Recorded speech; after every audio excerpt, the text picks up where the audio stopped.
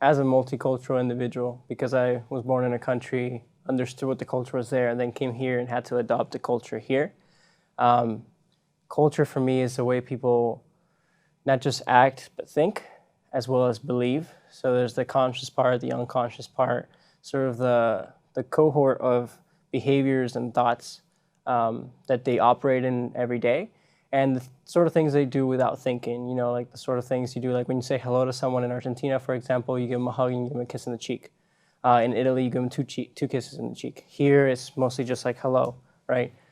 So things like that are like very obvious, very things you don't think about are part of what culture is to me. For me, culture is a set of beliefs, experiences, and traditions that different people around the world have. When you have different people in your group or your team, that adds to the overall experience of the team because you bring in a different perspectives of people into the group, and that's how the group functions better than it would if it weren't for diverse teams. I think culture didn't make that much sense to me until I was exposed to a different thinking, habit, and value environment after I came to US. I before when I was in China, I think culture is more about cultural heritage and the history part. But I was not aware of the people's culture around me. After I came to US to study, I find it's totally a different philosophy of thinking. Sort of idea, shared idea, concepts, norms shared by group of people, generation by generation, for a long time, I guess. So I feel culture is one of the important aspects of anthropology, and like it's basically the collective knowledge and the practices of a group of people. It involves a lot of concepts such as the way they dress up, what they eat, the religion they follow, and the social norms within that group. I think it's all collectively the culture of the group. What is culture? We become aware of culture when we travel to a foreign country and need to interact with others. How to greet? Do we shake hands? Do we bow? Do we hug? Do we kiss? Where should we sit? How far we should stand from people? In other words, we lack knowledge about the norms and standards for social interactions, and we crave for such knowledge. But culture also operates more subtly to guide our opinions and actions in a variety of situations. Next, we're going to do a couple of examples to understand how culture operates.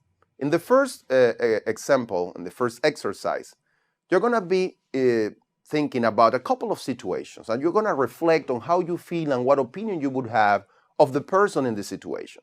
I would ask you not to think too much and just indicate your first reaction. The second exercise, you're going to be thinking about yourself. You're going to be thinking, how do you view yourself? And you're going to do a little bit of introspection. So I want you to follow the instructions, and again, for both exercises, don't think too much. Just write what comes to mind. The first impression that comes to mind, just reflect it in the exercise. Imagine you are a patient waiting in the operating room for the anesthesiologist to get started for a surgical procedure.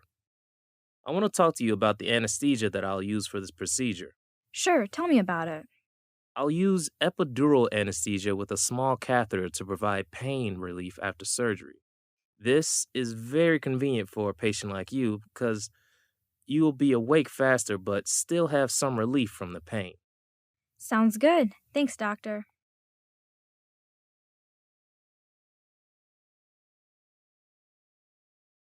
Imagine you are a patient waiting in the operating room for the anesthesiologist to get started for a surgical procedure. I want to discuss with you the anesthesia you prefer for today's procedure. Okay, what are the options? There are two options. One, general anesthesia, completely unaware, or two, epidural anesthesia with a small catheter to provide pain relief after surgery. Which one do you recommend? Well, the second option would be very convenient for a patient like you because you'll be awake faster but still have some relief from pain after waking up. Sounds good. Thanks, doctor.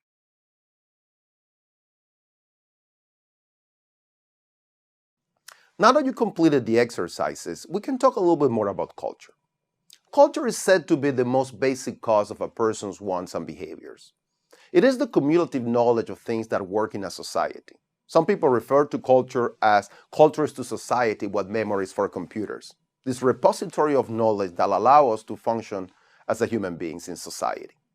A more formal definition that we're going to use in this course is this. Culture is shared elements that provide standards for perceiving, believing, and acting among those who share a language in a certain region and at a certain time. So let's review three important aspects of this definition. First, culture is shared elements, meaning that anything that belongs to the culture is shared by all of us in society. This could be values, beliefs, things that we know work in social interactions. Second thing is that these things are shared in a certain region, meaning that people in a culture are either in close proximity or have a way of interacting with each other to reach consensus on the sharedness of these elements. Third aspect is that this also occurs at a certain time, meaning that cultures of 1,000 years ago are not necessarily the same as cultures of today. Cultures change and cultures evolve as people reach different agreements of what is shared to function properly in society. So, for instance, in the second exercise you just completed, that exercise is going to show us how culture shapes your tendency to have either a more individualistic view of yourself or a more collectivistic view of yourself. In that exercise, if you remember, you wrote things about yourself. You wrote 10 statements about who you were. And these statements could be categorized as personal self-descriptors that would reflect what is nurtured in an individualistic culture, or this idea of the self being independent and separate from others, or you could have written things related to you in relation to other human beings, either in a relation or in a collective group. That is more common in collectivistic cultures or cultures that nurture a view of the self as interdependent with others. So that first distinction in cultural differences between individualism and collectivism is one that we're going to be emphasizing throughout this module. Individualistic cultures, as I said before, the definition of the self in this culture is independent from others, whereas in collectivistic cultures, the definition of the self is interdependent with others. Individualism and collectivism also differ in the structure of goals. In individualistic cultures, people give priority to personal goals, whereas in collectivistic cultures, people give priority to in-group goals, or the goals of my collective group. Finally, a third distinction is the drivers of behavior. In individualistic cultures, we're driven by our personal attitudes. Our own opinions are going to determine what we do. But in collectivistic cultures, it's given equal importance or more importance to collective norms, things that we in society have agreed that should be appropriate to behave in social interactions. Let's talk now about the first exercise. The first exercise focuses on a different cultural dimension, and it's that between vertical and horizontal cultures. Cultures shape your responses in how do you react to interactions in which there is either a specified hierarchy or people are relating more egalitarian. If you remember the situations you analyzed in exercise number 1, in one situation, a doctor came and wanted to tell you what to do. Then what's the understanding there? That the doctor has a higher position in a hierarchy in which the doctor knows more than the patient and then knows what's good for you. Then if you felt comfortable in that situation, then that would reflect a vertical understanding of social interactions. One in which some people are above, some people are below, and we follow the advice of people who are above us. But the other situation was one in which the doctor tried to level the playing field and talk to you in an egalitarian fashion. What's the best approach in your particular context? Then that's a more horizontal understanding of the world. So if you felt more comfortable in that interaction, that would reflect that you are more probably being nurtured in a horizontal cultural environment. So when we establish the distinction between vertical and horizontal cultures, what we focus now is not so much on how we view ourselves, whether independent or interdependent, as in individualism and collectivism, but how do we view ourselves in relation to others? Do we see ourselves in a hierarchy in which some of us are above and some are below? Then that would be a vertical culture. Or do we see ourselves as being in an egalitarian framework in which we are all at the same level? then that's what we refer as a horizontal culture. So the key distinction here is that there are differences in status in vertical culture. Some people enjoy a higher status and some people enjoy a lower status, or we're all equal in terms of status in a horizontal culture.